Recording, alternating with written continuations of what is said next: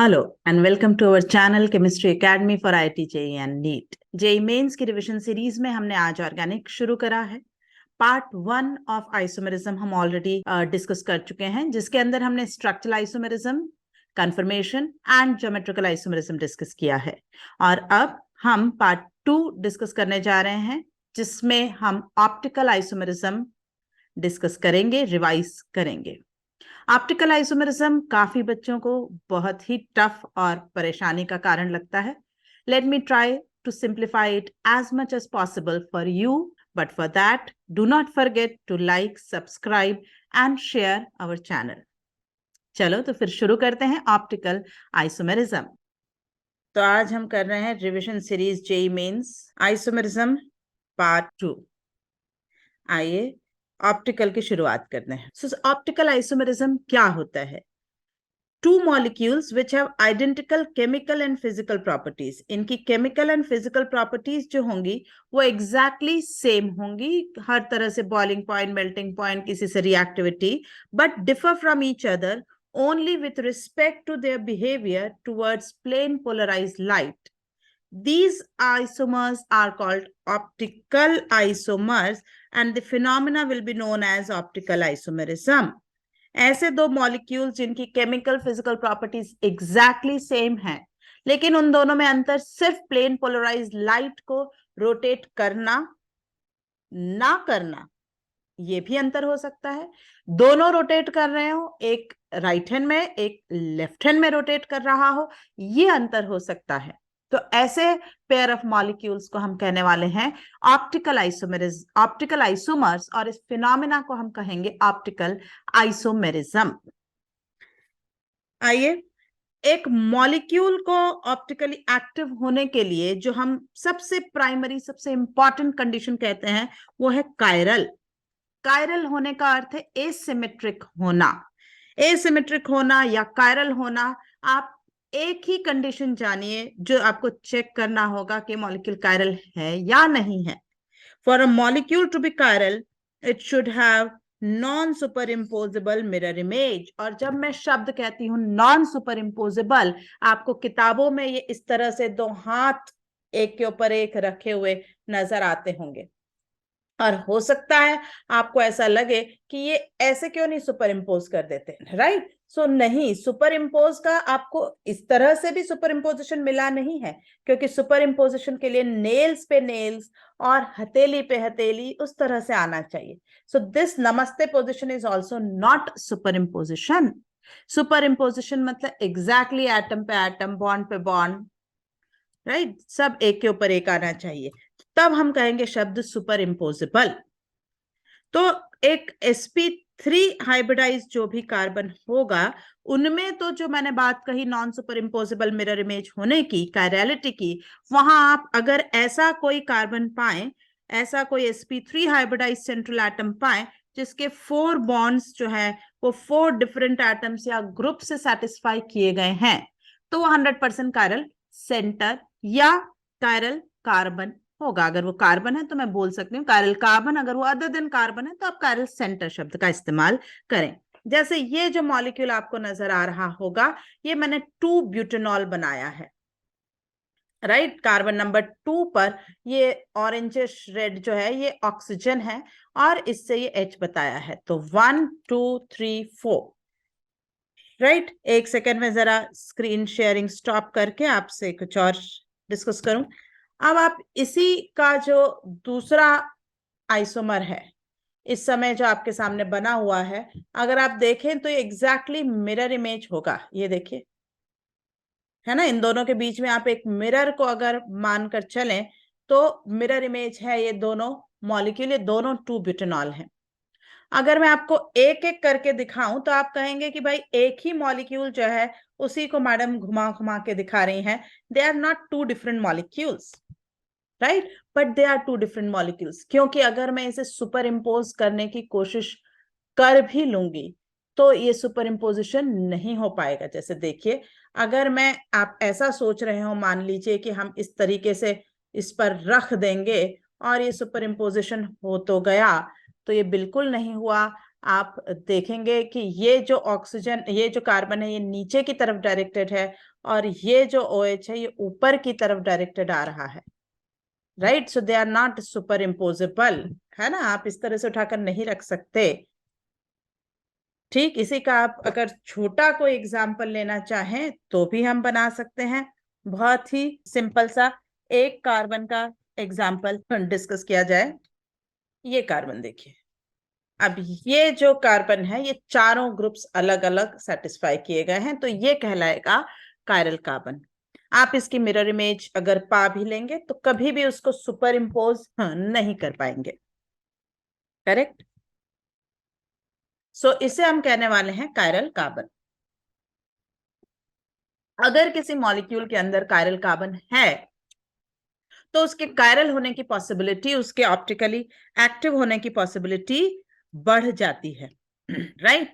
आइए फिर से हम बढ़ते हैं। तो जैसे ये जो पर्टिकुलर फर्स्ट मॉलिक्यूल बना हुआ है, आप देखें इसमें ये कायरल कार्बन है, यहाँ पर 2 बुटानॉल मैंने अभी आपसे डिस्कस किया ही, ये कायरल कार्बन है। तो सबसे पहला जो क्वेश्चन आता है मेंस में कि how many chiral carbons are present in the following molecules. I am repeatedly saying it could be chiral carbon और it could be chiral atom. आप ध्यान से सवाल को पढ़ें जरूर। ऑप्टिकल के सभी सवालों में careful reading is very important. इस लेक्चर के अंत तक आई होप आपको ये बात बहुत अच्छे से समझ जाएगी कि लैंग्वेज ऑफ द क्वेश्चन का कितना इंपॉर्टेंस होता है करेक्ट आंसर लाने के लिए। तो जब साइक्लिक मॉलिक्यूल्स के अंदर आपको कायरल पूछा जाए, ओपन चेन में तो आई थिंक आप सभी को आता होगा, साइक्लिक में तो आप एक एक carbon from left to right scan करते जाएं। जैसे ये, इसमें 3 हाइड्रोजन है, ये कायरल नहीं हो सकता, राइट? आप स्कैन करते जाएं और ऐसा ढूंढें जिसमें 4 ग्रुप अलग हो। Oxygen 2 lone pair, not possible. ये sp2 है, sp2 तो कायरल है ही नहीं, उसमें प्लेन ऑफ सिमेट्री आने वाली है। हम इसी तरह से बढ़ते रहें तो ये आपको पहला कायरल कार्बन मिलेगा जहां पर आपको 4 ग्रुप्स अलग अलग मिलने वाले हैं, है ना? ऊपर ये जो पूरा अल्काइल, इस left hand side sp2 sp3 और एक H होगा, 2 H not chiral, 1 CH3 1 H chiral and again not chiral. ऊपर जाते हैं, ये OH, सो इसका आंसर होगा 3। इसी तरह से अगर आप इस सेकेंड मॉलिक्यूल को लेफ्ट से राइट पूरा स्कैन करेंगे तो आपको टोटल 5 कायरल कार्बन्स मिलेंगे, जिन सभी को मैंने रेड से मार्क करा हुआ है। मूविंग टू नेक्स्ट पॉइंट, अगर आपको कायरल एटम पूछा जाए तो any tetrahedral atom which with non super impossible mirror image और having all the 4 groups different will be a chiral atom. जो कि टेट्राहेड्रल तो सिलिकॉन भी हो सकता है, सल्फर भी हो सकता है, फास्फोरस भी हो सकता है। तो अगर ऐसे भी टेट्राहेड्रल एटम्स हैं जिनके 4 ग्रुप अलग हैं तो वो कायरल सेंटर का काम करेंगे। कुछ और डेफिनेशंस जो हमें इस ऑप्टिकल में जरूरत पड़ेगी। सबसे पहले इज इनैंशियोमर्स। इनैंशियोमर्स क्या होते हैं? तो ऐसे 2 optical isomers which are mirror image, पहली उनमें मिरर इमेज रिलेशनशिप होना जरूरी है और वो non super imposable mirror images होना चाहिए। जैसे अभी जो मैंने आपको 2 बुटानॉल का केस बताया था, इस तरह से कि ये non super imposable mirror image वाले अगर 2 मॉलिक्यूल हैं तो वो एक दूसरे के इनैंशियोमर्स कहलाएंगे। एक इनैंशियोमेरिक पेयर के अंदर अगर 1 मॉलिक्यूल इज डेक्स्ट्रो रोटेटरी, मतलब प्लेन पोलराइज लाइट को राइट हैंड साइड में रोटेट कर रहा होगा, तो उसे हम बोलने वाले हैं डेक्स्ट्रो रोटेटरी। और तो दूसरा मॉलिक्यूल होने वाला है लीवो रोटेटरी। लीवो मतलब वो प्लेन पोलराइज लाइट को लेफ्ट हैंड साइड या एंटी क्लॉकवाइज में रोटेट करेगा। डेक्स्ट्रो रोटेटरी को हम स्मॉल डी या प्लस साइन से डिनोट करते हैं और लीवो को स्मॉल एल या माइनस साइन से डिनोट करते हैं। तो एक इनैंशियोमर की जब एक इनैंशियोमेरिक पेयर जब होगी उसमें एक मॉलिक्यूल निश्चित डेक्स्ट्रो रोटेटरी तो दूसरा लीवो रोटेटरी होना ही है ना? और उनका जो अमाउंट ऑफ रोटेशन होगा, एंगल ऑफ रोटेशन होगा, उसका मैग्नीट्यूड इक्वल होगा, सिर्फ डायरेक्शन अपोजिट होंगे। एक डेक्स्ट्रो एक लीवो, एक डेक्स्ट्रो एक लीवो। इसके बाद RS नॉमेनक्लेचर का डेक्स्ट्रो लीवो से कोई लेना देना नहीं है। RS नॉमेनक्लेचर वैसे तो मेंस और एडवांस सभी ब्रोशर्स में कहा गया है कि इज नॉट रिक्वायर्ड, बट फिर भी मैं यहाँ एक लाइन ऐड कर रही हूँ कि अगर आप RS नॉमेनक्लेचर के रूल्स जानते हो तो उसमें भी एक स्टेज आती है कि if the angle of rotation is clockwise and if the rotation of those groups is clockwise और एंटी क्लॉकवाइज, आर नाम ने, एस नाम ने, उसका कोई लेना देना नहीं है कंपाउंड डेक्स्ट्रो होगा या लीवो होगा, है ना। जैसे कि किसी को राम नाम दें तो वो राम के ही जैसे कैरेक्टरिस्टिक दिखाए, इसका कोई रूल नहीं है। किसी का नाम मैंने रावण रख दिया तो वो रावण ही होगा, इसका कोई रूल नहीं है। पॉसिबिलिटी उतनी ही है जितना एक नॉर्मल आदमी के अंदर हो सकती है। वैसे ही आरएस का भी कोई रूल नहीं है। अब ये दोनों जो मैंने आमने सामने देखी मिरर इमेजेस, ये मिरर इमेजेस नहीं बनी है, आइए इन्हें मिरर इमेजेस बना देते हैं। ये मिरर इमेज है। अब आप लेफ्ट वाले को राइट पर रखने की कोशिश करेंगे, इसको इस पर, तो ये ब्रोमीन अंदर से बाहर आ जाएगा। ये वेज जो है वो प्लेन ऑफ पेपर के पीछे डायरेक्टेड है, और ये जो डैश है ये प्लेन ऑफ पेपर के आउटसाइड हमारी तरफ डायरेक्टेड है। This is a non super imposable mirror image. These are enantiomers of each other, है ना। दूसरा definition number 2 is racemic mixture.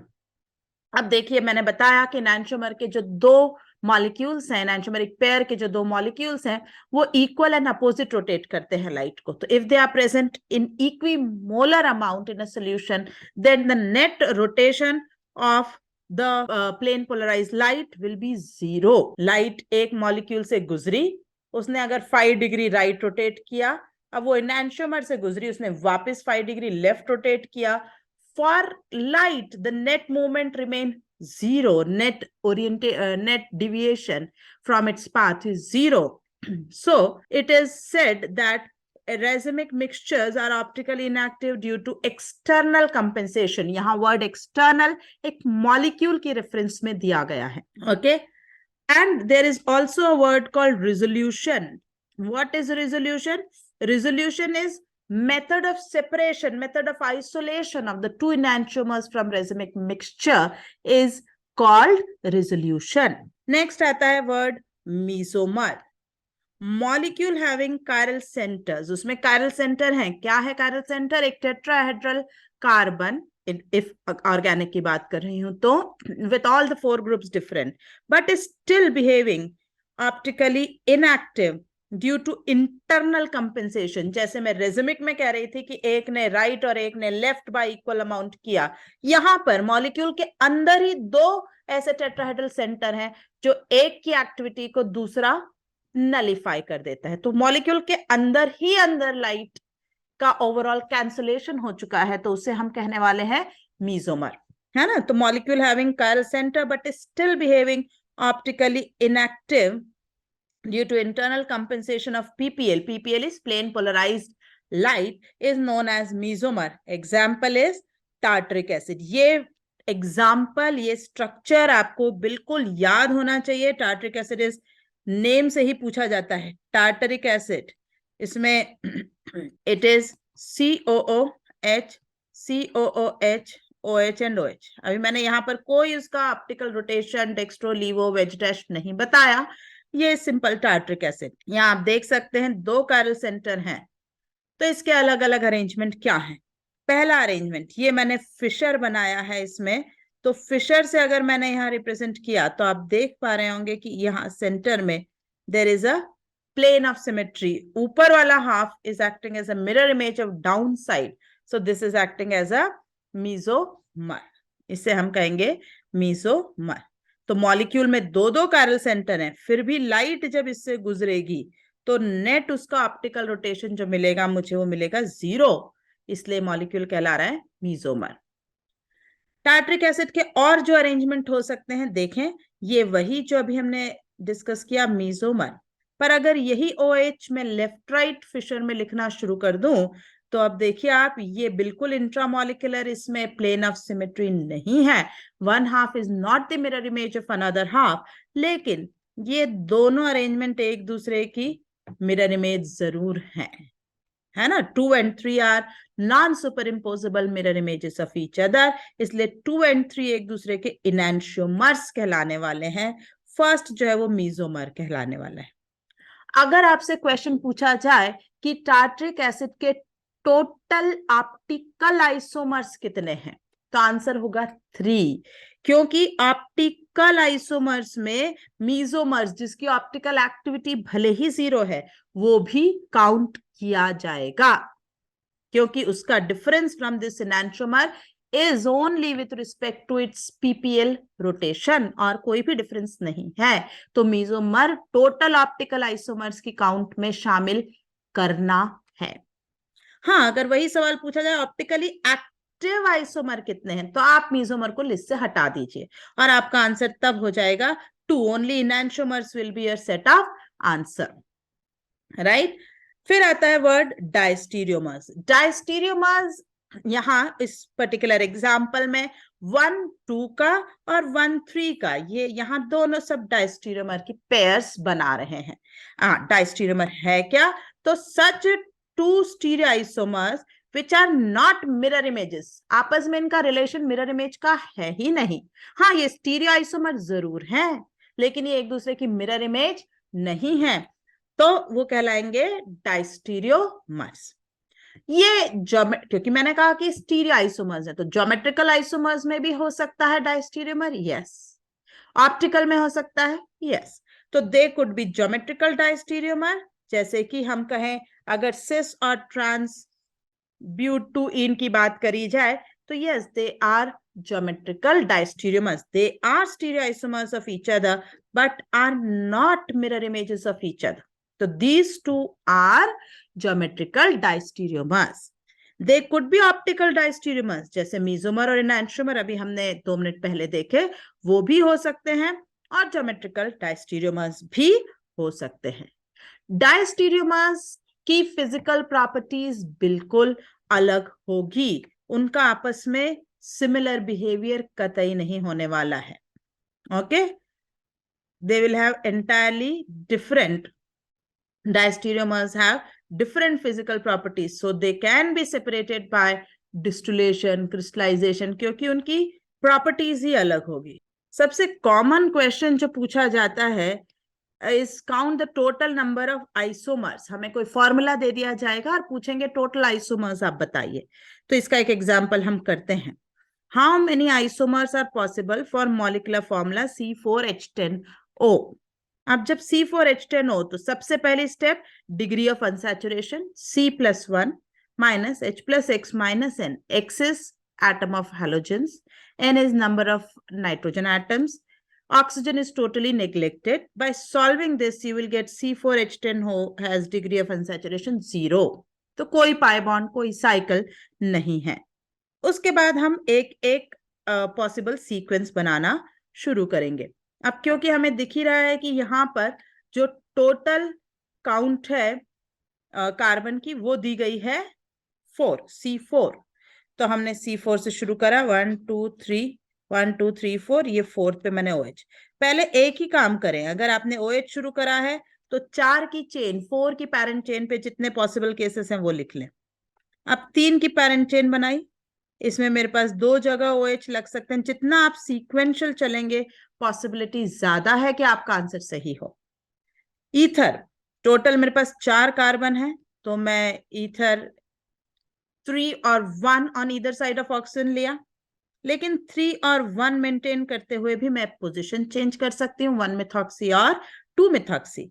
अब मैं 2 का पोजीशन ले लूं, 2 carbon on either side of oxygen, right. अब इसने पूछा how many isomers are possible for molecular formula this. यहां पर ये नहीं कहा है कि सिर्फ स्ट्रक्चरल लेना है। जब ऐसा मेंशन ना किया जाए, रादर कुछ भी मेंशन ना किया जाए, तो it is always as a rule consider structural plus stereo. तो यस ये है, इसमें कोई GI नहीं और इसमें कोई OI की भी पॉसिबिलिटी नहीं है, लेकिन यहाँ ये कायरल है। जैसे ही आपने कायरल सेंटर 1 पाया, आप उसमें 2 काउंट करेंगे, क्योंकि एक इसका आइसोमर डेक्स्ट्रो होने वाला है, एक लीवर। यहाँ कोई कायरल सेंटर, कोई GI नहीं, इसको 1 काउंट करेंगे, 1 1 1 and 1। So let us see total 2 3 4 5 6 7 8, तो इसका आंसर हम 8 कर आएंगे। हमेशा सीक्वेंशियल चलें, एक ऑर्डर में सवाल सॉल्व करें। ये देखिए आंसर इज 8 करेक्ट। एक बार पूरे अल्कोहल्स बना लिए, एक बार पूरी ईथर्स बना ली। इसी क्वेश्चन में लैंग्वेज का जो मैंने आपसे कहा था बहुत ध्यान रखना पड़ेगा। जैसे मैंने पूछा how many total isomers are possible. अब अगर यही क्वेश्चन पूछा जाता, मान लीजिए कि how many total optically active isomers बताइए। ऑप्टिकली एक्टिव आइसोमर्स के बारे में पूछा जाएगा तो आपका आंसर हो जाएगा 2, क्योंकि सिर्फ 2 बुटानॉल के दो ही आइसोमर जो है वो कायरल होने वाले हैं, ऑप्टिकली एक्टिव होने वाले हैं। यही क्वेश्चन आपसे पूछा जाए कि how many alcohols are possible with this formula, तो आप इसका आंसर 5 करके आएंगे, 1 2 3 4 5। यही पूछा जाए how many structural isomers of alcohol with this formula, तो आंसर आपका हो जाएगा 4, राइट। तो आपको लैंग्वेज के हिसाब से आंसर चेंज करते रहना है। नेक्स्ट क्वेश्चन है total number of possible stereoisomers of dimethyl cyclopentane is. Cyclopentane पर डाइमिथाइल, इस क्वेश्चन में अपने आप में कमी है क्योंकि इसने सिर्फ स्टीरियोआइसोमर पूछे हैं। अब जब आप बनाने जाएंगे कि कैसे बनाएं, तो आप स्टीरियोआइसोमर का अर्थ होता है पोजीशन नहीं चेंज होनी चाहिए, लेकिन आप विदाउट चेंज ऑफ पोजीशन बना ही नहीं सकते। It should have been how many total number of possible isomers of dimethyl cyclopentane name should be there। तो ये हो सकता है, ये 2 एडजेसेंट पर हो सकते हैं। हम पहले सिर्फ स्ट्रक्चर बनाएंगे और फिर ऑल्टरनेट पर हो सकते हैं। ये 3 पॉसिबल स्ट्रक्चर हैं, इसमें ना GI ना OI, सो ये एक ही केस होगा। यहां पर बिल्कुल there is a possibility of GI, ये दोनों मिथाइल वेज पर हो, या ये दोनों में से एक वेज और एक डैश पर हो। अब बात करें OI की, तो इसमें तो प्लेन ऑफ सिमेट्री है, सो इसका OI नहीं होगा, ऑप्टिकली इनएक्टिव है। लेकिन this is going to be optically active, तो इसका एक डेक्स्ट्रो और एक लीवो। तो अब हम इसे कितने काउंट करेंगे? हम कहेंगे इसके सिस एक फॉर्म है, फिर हमारे पास एक है ट्रांस डेक्स्ट्रो और एक है ट्रांस लीवो। सो इस मॉलिक्यूल के लिए हम टोटल 3 आइसोमर्स काउंट करने वाले हैं। सेम तरीके से आप इसको भी करेंगे तो ये भी 3 काउंट होगा। सो अब आप देखिए कि इस पर्टिकुलर का actual answer should have been 6, इसका आंसर होना चाहिए था 6, but NTA gave this as an answer 5. Don't know why, probably they excluded this in their answer. But why is a question, because they are not answerable to us, so we don't know, because they have not defined what type of dimethyl they want. Should it be 1,2? Should it be 1,1? Should it be 1,3? Anyways, moving further. So we were discussing enantiomers, diastereomers, mesomers. तो enantiomers में वापस आते हैं। Enantiomers have identical physical and chemical properties, एकदम same physical chemical properties होती है। That is, they will have same solubility in solvent, same boiling point, same melting point.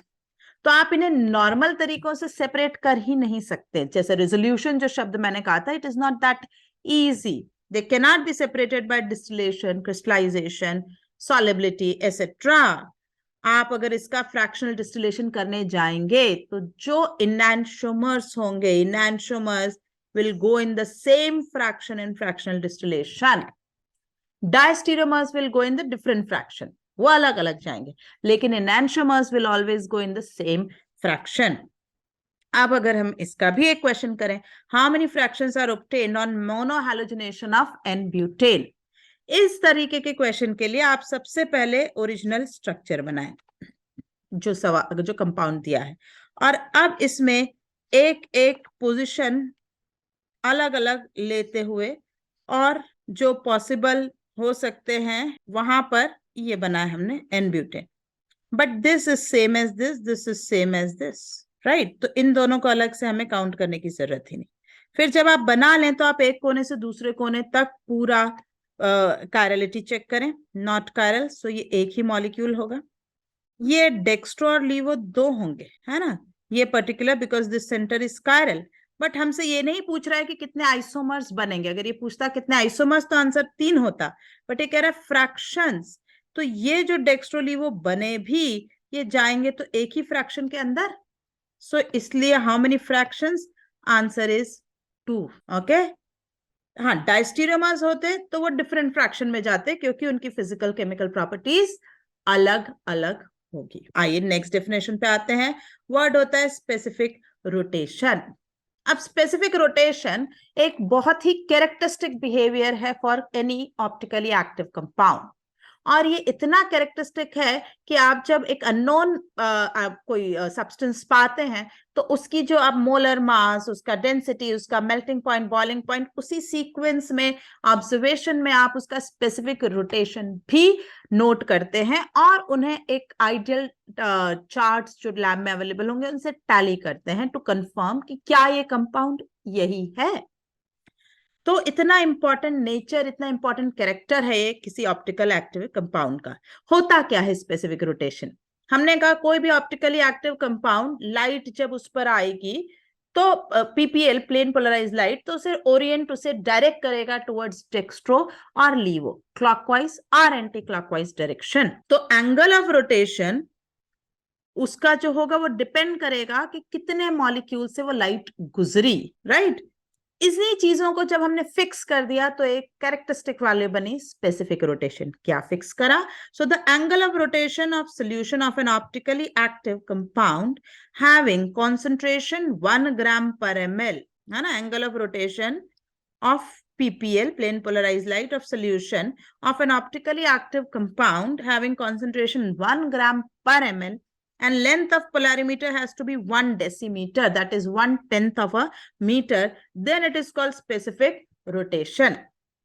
इसका formula, observe rotation जो होगा उसी वेवलेंथ, उसी टेम्परेचर कंडीशन में हम स्पेसिफिक रोटेशन डिफाइन कर रहे हैं, divided by C and L, where C has to be completely concentration जो ग्राम पर ml में लिखा गया हो, L जो है वो एक्सपेरिमेंट में जो आपके लेंथ ऑफ पोलैरीमीटर ट्यूब होनी चाहिए जो क्वेश्चन में दी जाएगी, लेकिन उसको भी आपको डेसीमीटर में यूज करना है, 1/10 ऑफ अ मीटर में होना चाहिए, राइट? उसे हम कहेंगे स्पेसिफिक रोटेशन। एनांटियोमर एक्सिस या optical purity.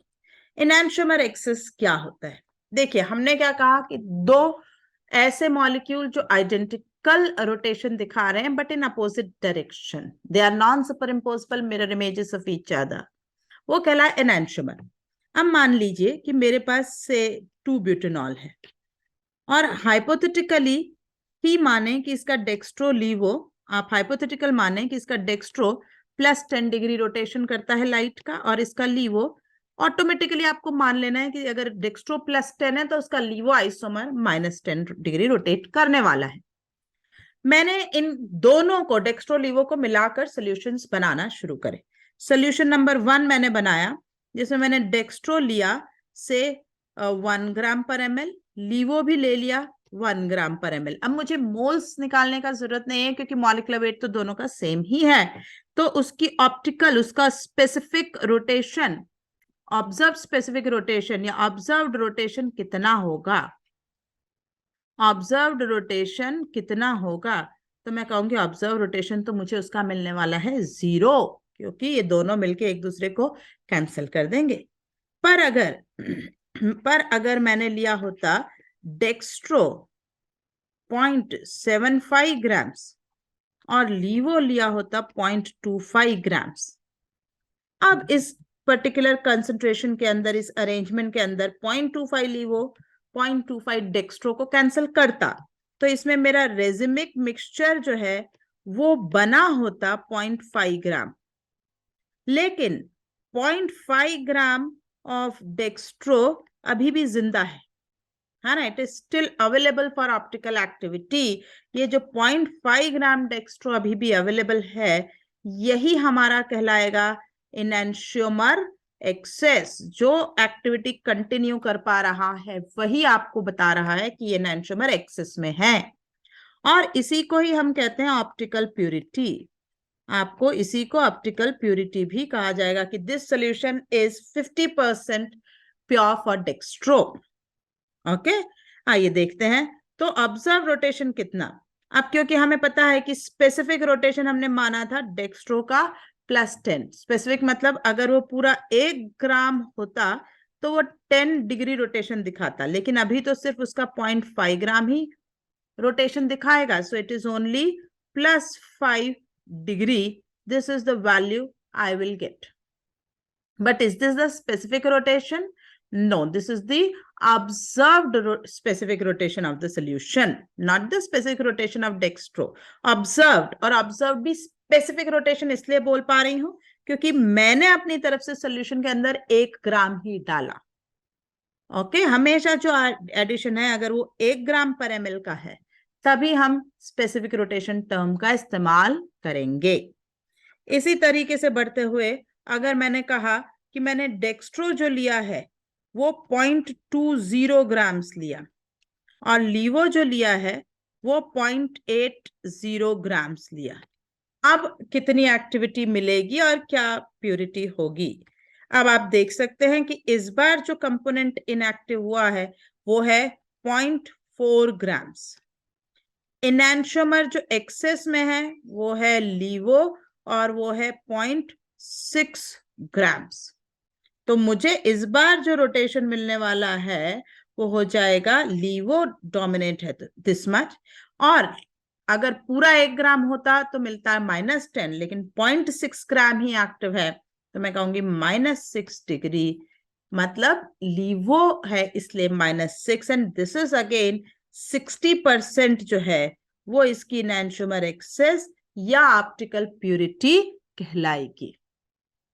Correct. Moving to this question which was asked in recent mains, optical activity of an enantiomeric mixture is +12.6. Now already they are mentioning कि enantiomer एक mixture है, और अगर enantiomer mixture है मतलब उसमें dextro भी है और लीवो भी है, वो इम्प्योर मिक्सचर है और उसकी वैल्यू दे रखी है +12.6.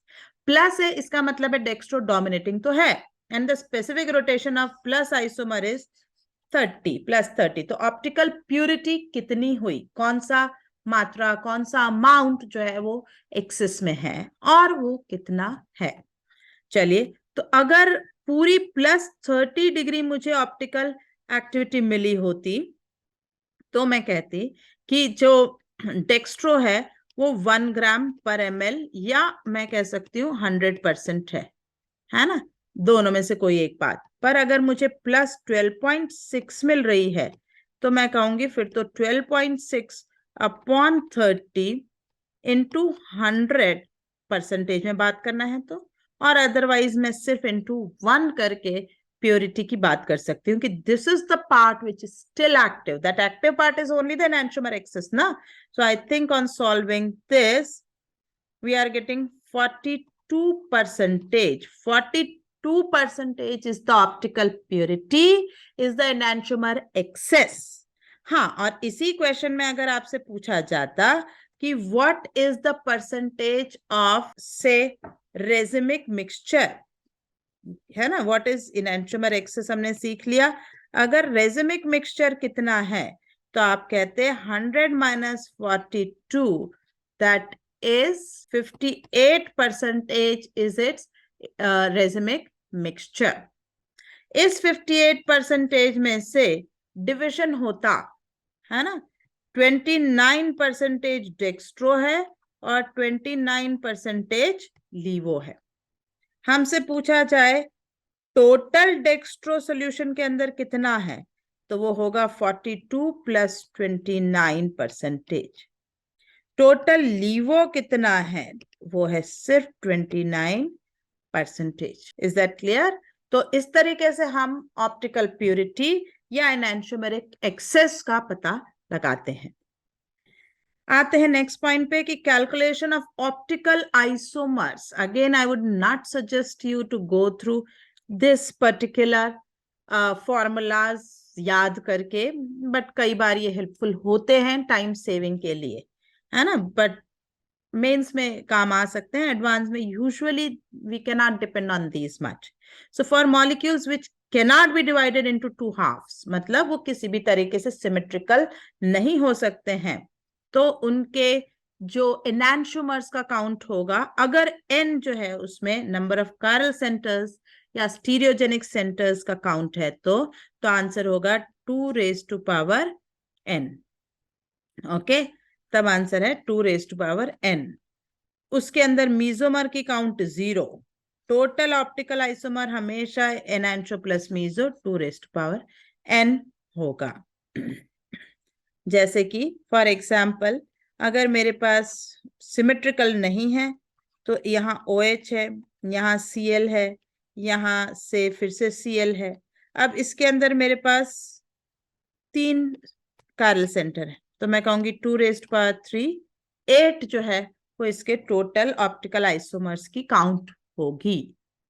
ओके, टोटल इसमें 8 होंगे टोटल इनैंशोमर्स, टोटल ऑप्टिकल आइसोमर्स। अगर मॉलिक्यूल जो है वो 2 हाफ में डिवाइड किया जा सकता है, वो सिमेट्रिकल है, तो फिर अगर उसमें even number of chiral centres हैं तो आप इन फॉर्मूलाज को फॉलो करें। 2⁻n-1, okay, that is the number of enantiomers या ऑप्टिकली एक्टिव आइसोमर। मीजोमर की संख्या 2⁻n/2-1, which will be optically inactive. Again question पे आपको ध्यान देना है, लैंग्वेज देखनी होगी कि अगर वो कह रहा है ऑप्टिकल आइसोमर्स तो it has to be enantio plus meso. अगर कह रहा है ऑप्टिकली एक्टिव आइसोमर्स तो only enantio, optically inactive isomers तो meso. Okay, so be careful about the language. And same way हम अगर ऑड नंबर कायरल सेंटर्स हैं और मॉलिक्यूल सिमेट्रिकल है तो आप इन फॉर्मूलाज का इस्तेमाल कर सकते हैं, दो not that very advisable from my and. यहां पर हम अपना ऑप्टिकल आइसोमेरिज्म का डिस्कशन रोकते हैं, बट आप ये ध्यान रखें कि ये डिस्कशन सिर्फ और सिर्फ मेंस को ध्यान में रखकर किया गया है। अदरवाइज ऑप्टिकल बहुत बड़ा, बहुत इंटरेस्टिंग टॉपिक है। आर और एस नॉमेनक्लेचर मैंने नहीं लिए हैं क्योंकि क्लियरली लिखा गया है कि RS and EZ are excluded, ना ही ये एनसीईआरटी में कहीं मेंशन है, और इसलिए पिछले 4-5 साल के दौरान कभी भी मेंस में नहीं पूछे गए हैं। राइट, तो हमने टोटल वही डिस्कशन किया जो मेंस के लिए रिलेवेंट है और आपको इस समय हेल्प कर पा रहा हूं। अगर आपको इस ऑप्टिकल आइसोमेरिज्म के लेक्चर से कोई बेनिफिट हुआ हो तो प्लीज हमारे इस वीडियो को लाइक जरूर करें और अपने फ्रेंड्स एंड फैमिली के साथ इस चैनल को शेयर करें। Thank you.